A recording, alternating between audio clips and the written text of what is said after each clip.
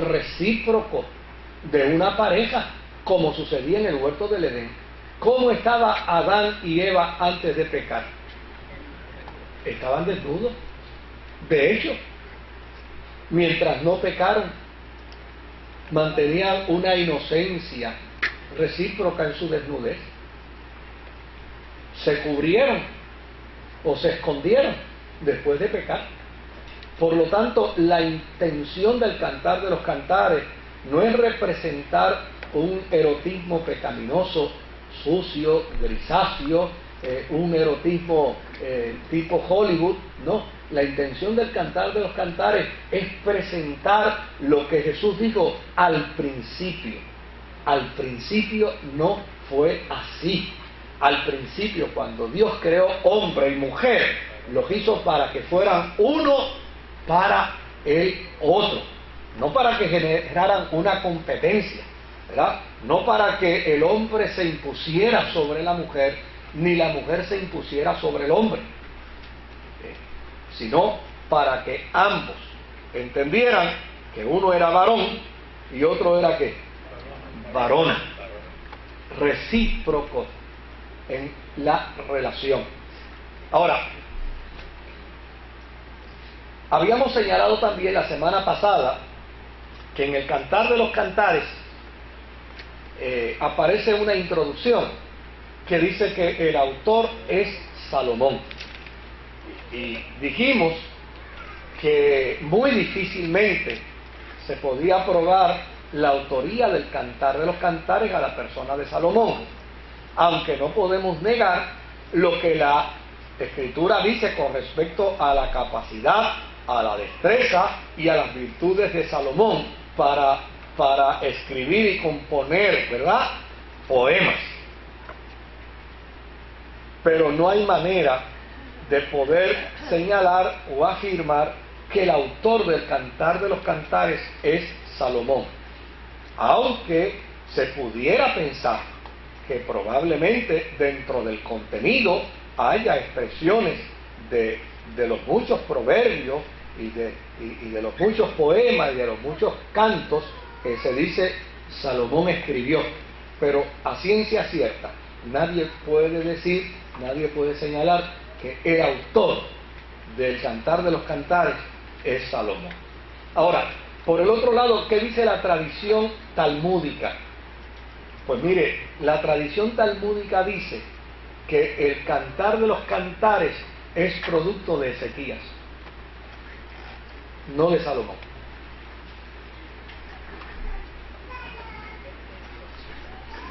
Ahora, ¿qué otra cosa queremos nosotros plantear en esta noche con respecto al Cantar de los Cantares? El análisis del libro no es tan fácil como tal vez algunos puedan pensar.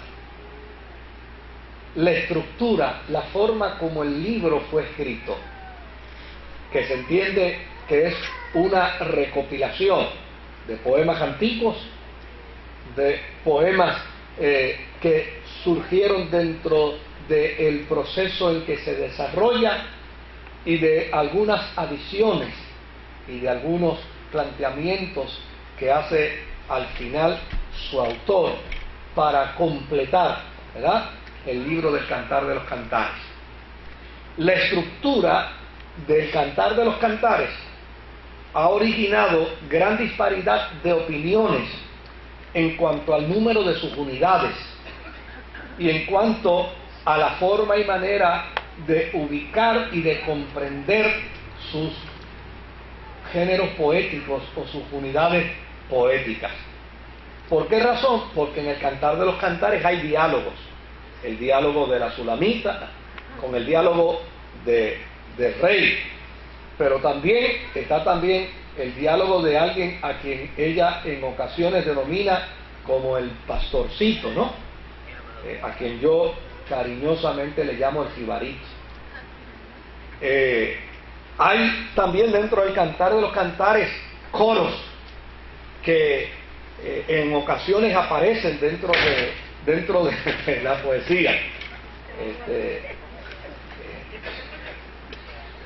Ay, Dios mío. Tú no tienes culpa del ruido, ¿sabes? No, tú no tienes culpa del ruido. Sí, es que la puerta está mala. Yo creo que eso puede hacer sentir mal a alguien, por eso yo prefiero clarificarlo. Estos coros que aparecen es parte del género, es parte de la forma como se entiende y como se presenta todo este poemario del Cantar de los Cantares. Desde luego, ya lo hemos dicho, el Cantar de los Cantares tiene un profundo tema de atracción amorosa entre un hombre y una mujer, en un escenario que en ocasiones alterna con el campo y en otras ocasiones presenta el esplendor regio de un palacio, donde en ocasiones se dan parte de esos encuentros de amor, parte de esas vivencias platónicas, sensoriales, eróticas, como usted las quiera llamar. Claro, la forma de interpretar el Cantar de los Cantares se va a ajustar a la forma y manera en que las escuelas hermenéuticamente hacen su análisis y hacen su interpretación. Y hay distintas escuelas de interpretación. Por ejemplo, en el campo hermenéutico está lo que se conoce como la interpretación alegórica, ¿verdad? Y la alegoría no es otra cosa que leer el documento, en este caso leer el Cantar de los Cantares, en sentido figurado, ¿verdad? Esa es la alegoría, es leerlo en sentido figurado. Y desde luego, cuando se lee en sentido figurado, entonces se puede hacer una interpretación de lo leído a manera, ¿no? O en la forma como tal vez nosotros lo podemos concebir. ¿Ah? Desde luego. En lo alegórico hay una serie de elementos que la persona va a considerar al hacer la interpretación, y no necesariamente lo que interpreta es lo correcto, porque lo que interpreta probablemente es el resultado del acervo intelectual, del conocimiento que tiene, de la forma y manera como concibe y como entiende las cosas. Y nosotros los seres humanos, en eso, pues obviamente nos distinguimos. Ahora, fíjese que quienes entendieron, porque esto de interpretar el Cantar de los Cantares de manera alegórica, esto no es de ahora. Desde el siglo I de la era cristiana, hubo un grupo de judíos que entendieron la interpretación del Cantar de los Cantares como una interpretación totalmente alegórica. Y desde luego, ¿qué vieron dentro de la alegoría? Pues vieron dentro de la alegoría, en el Cantar de los Cantares, a Israel y a Yahvé su Dios. Eso fue lo que vieron. Pues ¿qué otra cosa van a ver?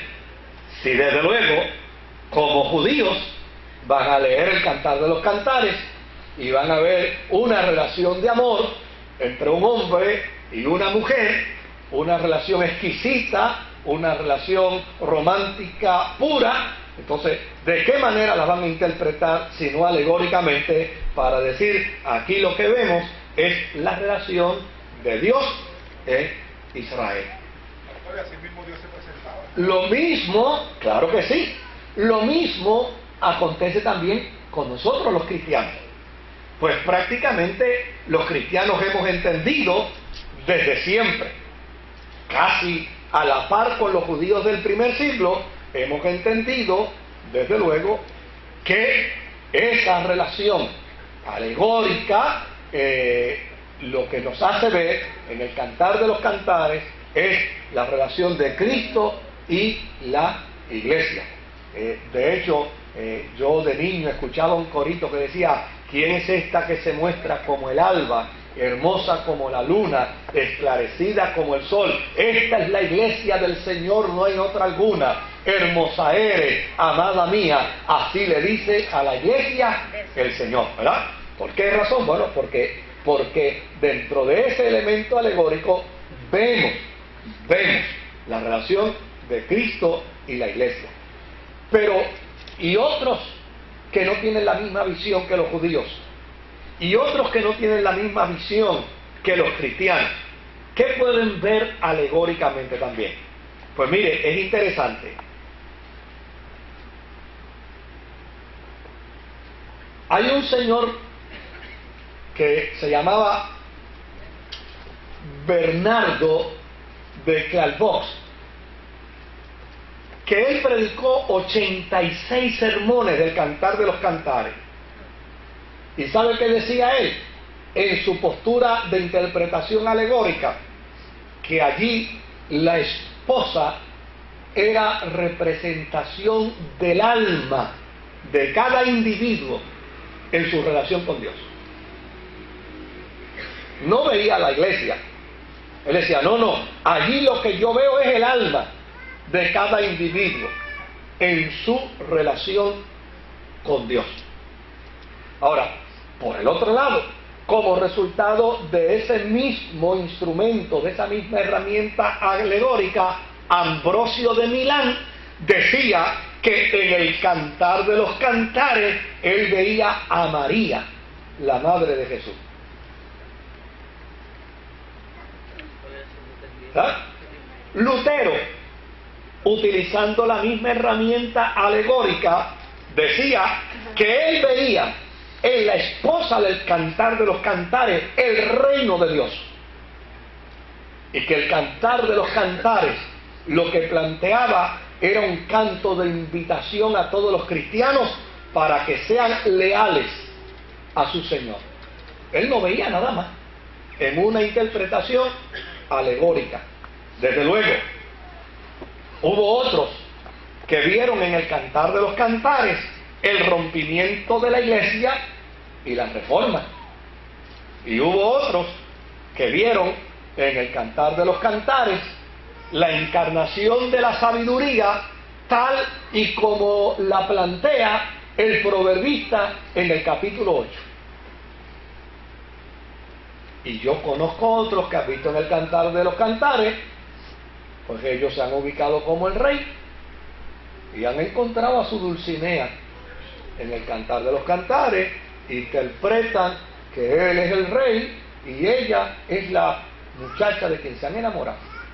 O sea, con la alegoría cualquier resultado es posible, porque el factor determinante dentro de la alegoría es la imaginación, y en ese sentido, pues obviamente cualquiera puede ¿qué? Darle rienda suelta. Pues ¿qué tú ves? Pues yo veo tal cosa, y pues yo veo tal cosa, y ¿qué tú ves? Pues yo veo tal cosa, y cada cual puede ver algo distinto, ¿verdad? Para manejar su apetito teológico. Pero a fin de cuentas, el Cantar de los Cantares tiene ese propósito, que cada cual vea lo que entienda mejor ver. Pues yo creo que esa es una pregunta que debemos poner sobre la mesa, ¿verdad? Mire, con el Cantar de los Cantares en términos alegóricos, búscame ahí el capítulo 1 y versículo 13, que esa es una de las expresiones eróticas del Cantar de los Cantares, ¿verdad? Cantares 1.13, Cantares 1.13. Y no voy a... Mi amado es para mí, hermano. Cantares 1.13. ¿Ah? La nena de Kevin está ahí. Eso.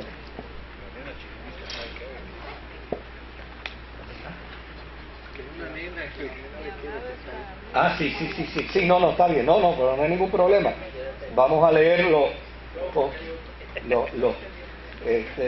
Nadie tenga preocupación porque no, vamos a leer las cosas como están, no vamos a hacer paráfrasis, ¿verdad?